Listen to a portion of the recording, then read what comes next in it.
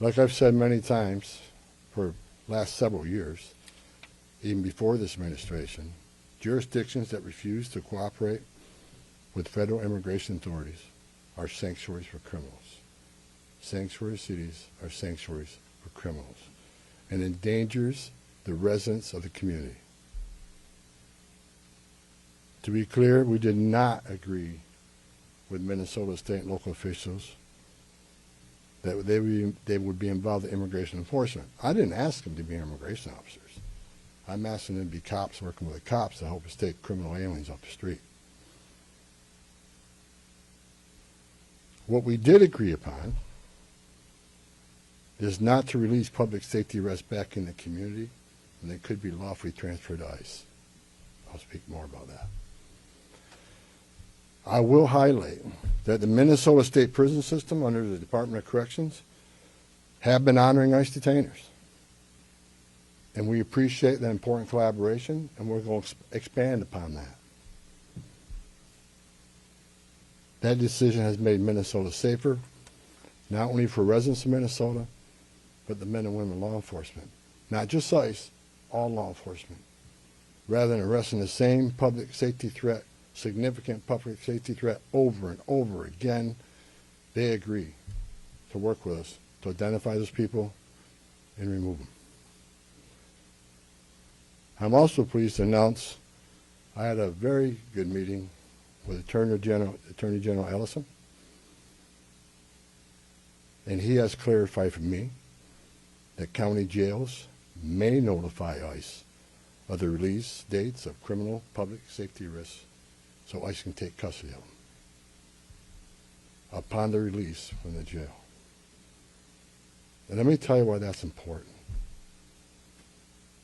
I know people are a lot concerned about the manpower has been set in law enforcement manpower. Look, I've said this many times before. I've said it for the last several years. Give us access to the illegal alien public safety threat and the safety and security of a jail. It's common sense. It's safer for the community, it's safer for the agent, and it's safer for the alien. Because anything can happen on a street arrest. It just makes common sense. And for the people that argue, well, we're a welcoming community because we want victims and witnesses of crime that are here illegally to feel safe to come to police without fear they're working with ICE, we're not going to talk to the victim and witness of crime. There's no problem there. They should feel safe to come to the police and ask for help. All we want is to talk to the person that local and state law enforcement authorities locked in a jail cell. They chose to lock this person up. That's who we want to talk to, the public safety threat. So the argument is that protects victim witnesses of crime. It's a bunch of crap. Victims and witnesses of crime don't want the bad guy back in their neighborhood either. So great progress with the Attorney General and local sheriffs. And one thing, when we have these agreements, it takes less law enforcement agents to do the job. One agent can arrest one bad guy in the safety and security of a jail where he's behind the wire. We know we don't have weapons. But when you normally release that public safety threat, illegal alien back in the community, we have a job to do. We're going to arrest him. So we're going to find him. And what happens is now we got to arrest somebody on his turf. We have access to who knows what weapons. Now we got to send the whole team out.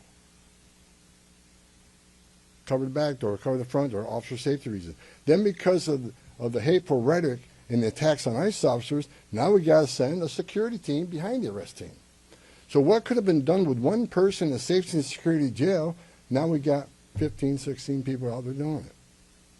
I know that causes stress in the community. So if we get these agreements in place, that means less agents on the street. More agents in the jail means less agents in the street. This is common sense cooperation that allows us to draw down on the number of people we have here. Yes, I said it. Draw down the number of people here. because we have the efficiency and safety of the jails and the prison. Matter of fact, I have staff from CBP and from ICE working on a drawdown plan. What does that look like based on the cooperation? What does that look like based on how many targets we have left to find? In my meetings with Governor Walz, A.G. Ellison, and Mayor Frey, as well as state and local law enforcement, again, I appreciate they all acknowledge that we do have federal immigration laws in this country that have been passed by Congress, and that ICE is in fact a legitimate law enforcement agency charged with enforcing those laws. We're not making this up, folks. ICE is enforcing laws enacted by Congress. They're a federal statute. That said, I'm not here because the federal government has carried this mission out perfectly. First thing I said to senior staff when I walked in here is what I told you earlier. I didn't come here looking for photo ops or headlines. I come here looking for solutions. I do not want to hear that everything's been done here has been perfect. Nothing's ever perfect. Anything can be improved on. And what we've been working on is making this operation safer, more efficient, by the book. The mission is going to improve because of the changes we're making internally. No agency or organization is perfect. And President Trump and I, along with others in the administration, have recognized that certain improvements could and should be made. That's exactly what I'm doing here. As such, in meetings I've had with federal law enforcement managers, including ICE and CBP and other federal partners, as well as state and local officials, I have conveyed the President's expectations with regard to federal immigration enforcement efforts. We will conduct targeted enforcement operations. Targeted. What we've done for decades. When we hit the streets, we know exactly who we're looking for. Good idea where we may find them. You have a criminal history. You have their immigration history. A lot of information about this person that we get from numerous databases out there. Targeted, strategic enforcement operations. That's traditionally been the case, and that's where we're going. That's what we're going to continue to do and improve upon that. With a prioritization on public safety threats. I want to be clear. I don't read a lot of social media. I don't read a lot of media. I don't believe half what I see. We are not surrendering the President's mission on immigration enforcement. Let's make that clear. Prioritization of criminal aliens doesn't mean that we forget about everybody else. That's just simply ridiculous. But when you have a criminal standing here and a non-criminal standing there, that criminal always should be targeted first because he's a significant concern to the safety and security of the community. By and large, for decades, ICE and CBP have carried out their duties with integrity, professionalism, and compassion. That remains the expectation under President Trump, and I will, hold our agents and officers to that standard. I'm almost done, then Tom can be Tom. As far as the agitators, that said, I want to reiterate and make very clear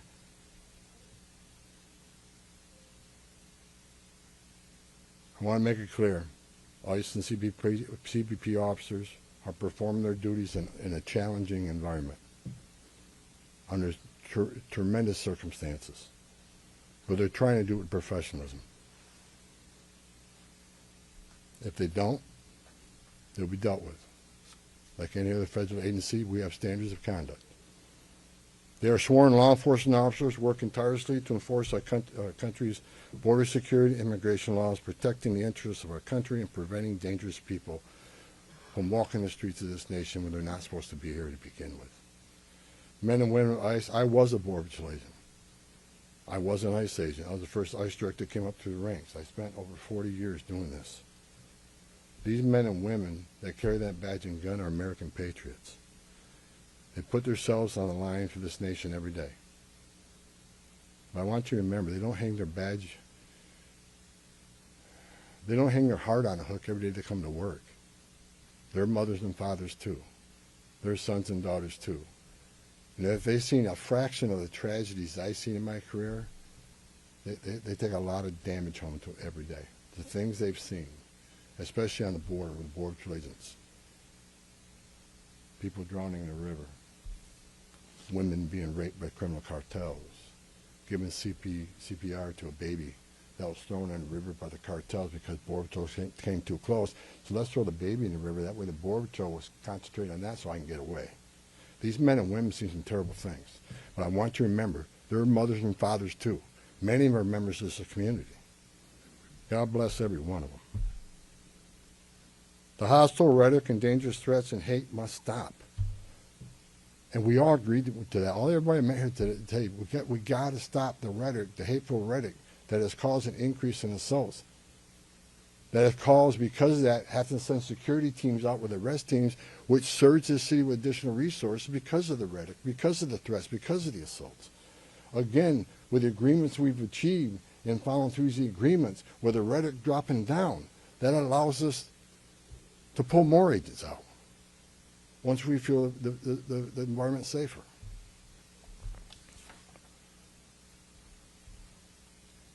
I begged for the last 2 months on TV for the rhetoric to stop. I said in March if the rhetoric didn't stop, there was going to be bloodshed. And there has been. I wish I wasn't right.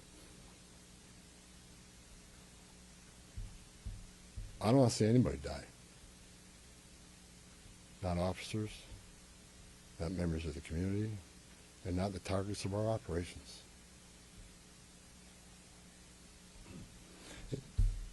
For the people out there who don't like what ICE is doing, if you want certain laws reformed, then take it up with Congress. Again, ICE is making this up. They're enforcing laws enacted by Congress and signed by the President. The same laws have been on the books for the last 6 presidents I worked for. I started with President Reagan and ending with President Trump. Every administration, we enforce the same laws. If you don't like what ICE is doing, instead of protesting this building, go protest Congress. Tell me we want changes. If you have your First Amendment rights, I support that. You have the right to protest. I'm just asking you to keep it peaceful. But threatening law enforcement officers, engaging in impeding and obstruction and assault is never okay. And there will be zero tolerance. You interfere, impede, assault an ICE officers, you will be arrested. Like I said a bit earlier in my meetings with Governor Walz and Ellison and Frey, as well as state and local law enforcement, I appreciate they acknowledge this, that public safety should be paramount. The chiefs I've talked to committed to responding to 911 calls when protesters turn violent, agents are in a dangerous situation, and there's assaults. They have committed to upholding public safety and responding to the needs, not to enforce immigration law, but to keep the peace. With that, I call upon those officials to stand shoulder to shoulder with us to tone down the dangerous rhetoric and condemn all unlawful action against law enforcement in the community. There are many ways to voice your voice can be heard, express your feelings, and affect change in the country without crossing that line. Political and other disagreements in this realm should not be at the expense of public safety or the safety of federal law enforcement officers. In closing, I want to thank the state and local officials here in Minnesota that I met with and the many I'm going to meet with. We've had meaningful dialogue. And look, again, we didn't agree on everything, but we agreed on the things I just talked about. There's much more we can do. And I'm going to continue this dialogue. I've got many more community leaders to talk to. I've got many more sheriffs to meet. President Trump wants this fixed. And I'm going to fix it. With your help. I want to thank President Trump for his unwavering commitment to public safety and prosperity of every American. Under the President's leadership, we have the most secure border in the history of this nation. which means less women are being raped, less children are dying crossing that border, less fentanyl is getting in this country to kill Americans, less known suspected terrorists are crossing that country. And we don't have 2 million unknown gotaways. We don't know who the hell they are. A secure border means we have stronger national security. A secure border saves lives. When 96% less people are coming, how many women aren't being sucked just to be members of the cartel? How many people aren't dying making that journey? How many Americans aren't dying of fentanyl overdoses? How many women and children aren't being sex trafficked in this nation? The data proves it. Anybody can find that data. So God bless this great nation. God bless Minnesota. We can do better. And I think your local and state leaders meeting with me, we made some significant gains, significant coordination and cooperation, and you're going to see some massive changes occurring here in this city. Thank you. Mr. Walz, Hold on, right here. thank you so much. Mr. Homan, Giovanni Dell'Orto with the Associated Press. Based on how you have described these changes in the mission, can you be more specific about the objectives of Operation Metro Surge? If what you have described changes the parameters for interior enforcement only in Minnesota or also in Maine and other places? And finally, when would you consider that those objectives will be achieved and this operation will end? Is it in terms of agents on the ground, in terms of who you are targeting for arrests? The withdrawal of law enforcement resources here is dependent upon cooperation. Like I said, one agent arresting one bad guy in the jail means less agents on the street. We have some agreements. We got more to talk about how we're going to implement those agreements. But as we see that cooperation happen, then the redeployment will happen. Look, target enforcement operations should happen across the nation. That's what we've done for decades. And with target enforcement operations, I've done many of them. It just makes it safer for everybody. When we know exactly what we're looking for, what is his criminal history, what is his immigration history, where's he live, is he in an apartment complex versus a house, has he got a known record for having weapons, it's safer for everybody. Then we know what type of resources we need to go. And, you know, it just makes this operation cleaner, more efficient, and it's proven less violence when we know exactly what we're getting into and we can take the necessary precautions to keep everybody safe. You know, some of the operations that I've been involved in, we know there's children in the house based on surveillance. So we know you got to be a little bit different when you go in the house because there's going to be children present. So target enforcement operations, the way we've always done it, I think we got away from a little bit. And we want to make sure we do target enforcement operations. And look, and I will say it again, you know, we are not surrendering our mission at all. We're just doing it smarter. Shimon Prokopez from CNN. Mr. Homan, how did we get here in terms of you had Greg Bovino, who was the face of this immigration operation, the mission, as you say, to having border patrol agents in the interior of this country, stopping U.S. citizens, asking them for ID, creating this fear in places like Chicago and now here. And then finally, it took really the death of Alex Pretti for us to get here. How did that happen? Who made the decisions to allow this kind of operation to proceed in this way and to create such fear? Well, look, the Border Patrol, in the last 4 years under Joe Biden, we had an open border where 10, 12,000 people a day are coming across the border. Border Patrol got overwhelmed, which means we sent thousands of ICE agents down there to help deal with that humanitarian crisis, to help secure the border. Now we have millions of people released in this nation, many unvetted. Now we got to find them. Before the big, beautiful bill, we had a total just under 5,000 deportation officers to look for millions of people, many in public safety threats. So yes, we needed Border Patrol to come and help on our mission now. And the reason for the massive deployment is because of the threats, because of the violence. Our officers need to be protected. If I'm on an operation, an arrest team, I'm going to a house, I got to be busy with that guy, the dangerous guy, and I can't keep looking over my shoulder at what's happening outside the house. So we brought extra resources in to provide that security. And as I said, as we drill down on these great agreements we got and this great understanding we have means less. So we can draw down those resources. When the violence decreases, we can draw down those resources. But based on the discussions I've had with the governor and the AG, we can start drawing down those resources as far as those looking for public safety threats being released and do it in the jail with much less people. So the drawdown is going to happen based on these agreements. But the drawdown can happen even more if the hateful rhetoric and the impediment and interference will stop. So Border Patrol, I was a Border Patrol agent. These men and women are patriots. God bless them. They're here to help us.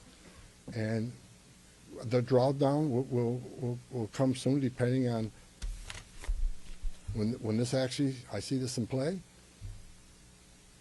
But the agreements to have alone is going to cause a significant drawdown. So you're going to see a drawdown. Ben, go ahead. Just on a personal, Go ahead, Ben. you've been doing this Ben, for go 40 ahead. years. Just Tom a Homan. follow-up. Ben, go ahead. No. First off, Ben Burkbaum, Real America's Voice News. On behalf of the American people, I just want to say thank you to you and to all of the agents that are putting their lives on the line to go after the people that were allowed in the last administration. We watched that happen in the media, the honest media, covered up by many of the media that are behind me. We want to say thank you, and to all the men and women that are out there. Can you talk to us about what's being done with the leadership on these signal chats, on these WhatsApp chats that are organizing the attacks against you, the obstruction against you? Are we going to be arresting those individuals as well? And to the folks out there in America that voted for this, that want mass deportations because they saw a mass invasion under Joe Biden, what would you say to them? How are we going to get to that point? Well, first of all, about the organization and the funding of the attacks on ICE. I'm not going to answer a lot about that because I'm not going to show our hand, but they'll be held accountable. Justice is coming. Again, we got to all remember why the questions we've seen and why we're here. What started this? 4 years of an open border, where millions of people are letting this country unvetted. Remember, let's not forget, for 4 years we were told the border's secure. 4 years we were told the border's secure, and we all knew it wasn't.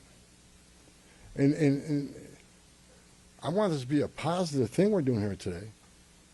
I also want to remember the politicians are continually attacking us. Where were they the last 4 years when the number of women and children sex trafficking went all-time high? Where were they when 250,000 Americans died from fentanyl coming across the border? Where were they when women and children are dying making that journey? Where were they when over 4,000 families making that journey died? Historic record. Where were they? Not a word. Now we're just trying to respond to what happened the last 4 years and keeping this country safe. And we're arresting a lot of public safety threats, take them off the streets, which make this country safer. President Trump promised to make this country safe again, and that's what we're doing. But my 2.5 days up here, we made a lot of progress. I think everybody agrees on the criminal and public safety threats. They agree it's much safer and easier to arrest an alien in a facility than send a whole team out in the field that's going to draw anger, because now we got to send a bunch of people to do something that could have been done by 1 or 2 people. And I've said this for years. I have no ill will to anybody in Minnesota. All the people I talk to, we're never going to agree on everything. We have different philosophies and different opinions on immigration, but we all agree this is the way to go to reduce safety, reduce crime, not reduce safety, reduce crime and increase safety for our operations. More people in the jail means less people on the street. It's simple math. Right here. Sir. Lana Zach, CBS News. Everybody I've spoken with agrees that if somebody has a violent criminal history and is a fugitive, they don't want them as their neighbor. But when you're talking about a targeted operation, and are you talking about targeting people whose crime is coming to this country, or is it a more specific definition now? All operations will be targeted. But the prioritization are going to be criminal aliens, public safety threats, and national security threats. I've met with Marcos and his staff. We got a lot of them. We got a lot of them to keep us busy. So that would be our focus. But that is enough that's what, there is not going to be a focus on people who have no other crimes except for their status. If you're in the country illegally, you're never off the table. But prioritization doesn't mean you forget, but you forget about everybody. So let me say this. If the message we send is you can enter this country illegally, it's a crime, don't worry about it. You can have your due process, show up in court, not show up in court, get ordered removed, don't worry about it. Unless you commit a serious crime, you're good to go.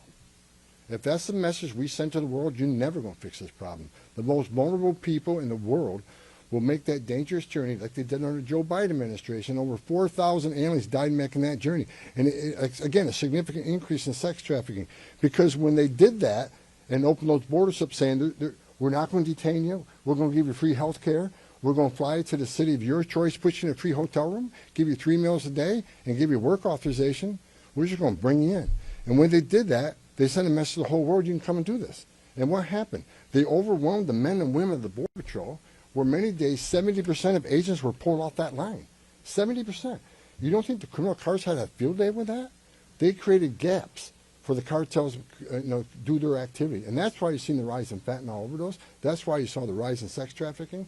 The 2 million plus known gotaways, why did they pay more to get away? Why didn't they pay less, turn yourself in, get released within 24 hours? You get a free airline ticket to the city of your choice. We're going to give you a free hotel room, and we'll give you free food and free medical care. And you're going to get work authorization in 6 months. Why did 2 million people choose to pay more not to take advantage of that giveaway program? They didn't want to be vetted. They didn't want to be fingerprinted. That scares the hell out of me, and it does still. The Trump administration with ICE and Secretary Noem and Marco Rubio and the intelligence community, Tulsi Gabbard, we're all working together to try to identify who these people are. And we've already found many of them. But it's hard work to do. But there are national security threats walking this nation because of the last administration. And they are one of our main priorities, too. Thank you. Can you please be specific about how many ICE and how many Border Patrol agents are currently operating in the state? I think we're near 3,000. There's been some rotations. Another thing I witnessed when I came here, I'll share this with you. I met with a lot of people, a lot of the agents. They've been in theater. Some of these people have been in theater for 8 months. So there's going to be rotations of personnel. Hopefully less now that we have some agreements. Maybe we can make it more efficient and safe. But they've been in theater a long time. And so, there's rotations happen all the time to get people out here and go home, get some rest and see their families. Day after day, can't eat in restaurants, day after day, having people spit on you and blow whistles at you, day after day, having all these threats at you, day after day, having people trying to interfere with you, day after day, they're human. So, we've got to rotate these people, and we've already rotated some, but my main focus now is drawdown based upon the great conversations I've had with your state and local leaders. Again, I'm not a fool. I'm not walking away without seeing this put in place. But I take the word of the people I met with. I think they're honest, and I think they're good brokers, that they want public safety protected, and they also want what's happening in the city to go away. And that's my goal. Last question in the back. Mueller Newsmax. The new video of Alex Pretti is now circulating. Your reaction to that, and do you think law enforcement could have played a role if, let's say, Minneapolis police were able to respond to that? Have those top law enforcement officials said they'll help or do anything to help these agents who are out here? I'm not going to comment on any of these shootings. I said from day one, I said on any of these shootings, as a career law enforcement officer, we'll let the investigation roll out, let the investigation play out, and let it go where it goes. I'm not going to come out and make any comments that I think is right, wrong. Do I have an opinion? Yeah. My personal opinion, but I'm not going to share that with you. I'm going to tell you, let the investigation play out and see where it goes. But again, the president, one of the words he said to me when I came up here, he said he didn't want to see anybody die. the less interference, the less rhetoric, the less, there's just, I have buried Border Patrol agents and I buried ICE agents throughout my career, and the saddest thing I ever done is hand a folded flag to a wife or a child. I don't want to see anybody die, even the people we're looking for. I don't want to see anybody die. And despite what people think of Tom Homan, I say a prayer every night that everybody goes home safe. This isn't good. But I think my conversations the last 2.5 days are leading us to a safer community, letting ICE officers operate in the safety and security of a jail more than on the street. I think anybody here with common sense would say it's safer to arrest a public safety threat in the safety and security of a jail. And let me tell you, what is that going to result in? Less collateral arrests. When we go find that bad guy, when we find that bad guy, many times it's with others. Well, guess what? They're in the country illegally. We're going to enforce immigration law. They're coming too. You want less collateral arrest? Let us in the jail. But we're going to enforce immigration law. For the people that saying we're here to surrender our authority and the mission of enforcing immigration law, you are wrong. We're going to do target enforcement operations, and we're going to prioritize the public safety threats and national security threats. That is what we're here to do. Sir, no more questions. Go ahead. No more questions, guys. Thank you.